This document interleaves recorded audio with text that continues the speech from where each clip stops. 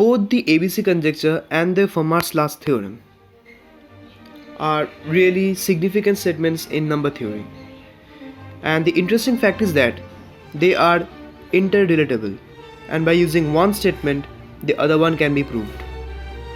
It was told that the FLT could be proved by using the ABC conjecture, but FLT got proved earlier.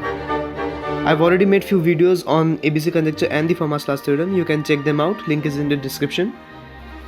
Okay, now let's have a look on the statement of the generalized FLT. It states that for every positive integer k greater than or equal to 2, there exists a positive integer j of k equals to 2k plus 2, such that for every n greater than or equal to g of k, the Diophantine equation x1 to the power n plus x2 to the power n plus x3 to the power n and so on till xk to the power n equals z to the power n has no non-trivial solutions in terms of positive integers xi, I, which lies between 1 and k, and z.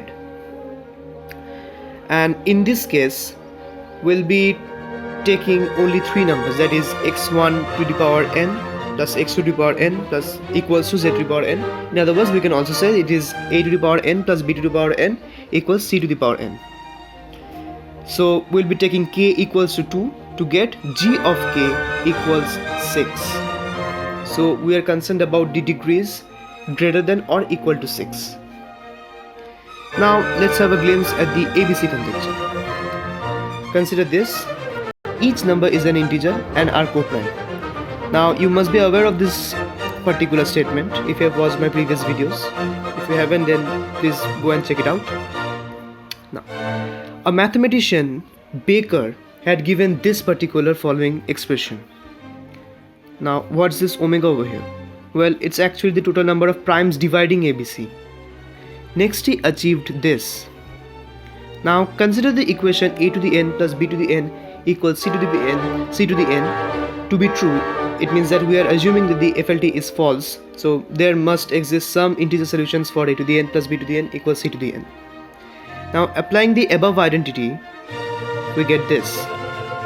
Now the exponent n on the right hand side does not matter, as we are concerned about the product of the distinct prime factors. This gives us this. Now clearly a is greater than the radical of a, and a is less than b, and b is less than c. So we can write this. If you haven't understood what I have done, I have just converted each and every term to the power of c. Now using this, we get n less than equals or less than 5.25. Now this is clearly not the case, as the degree must be greater than or equal to 6.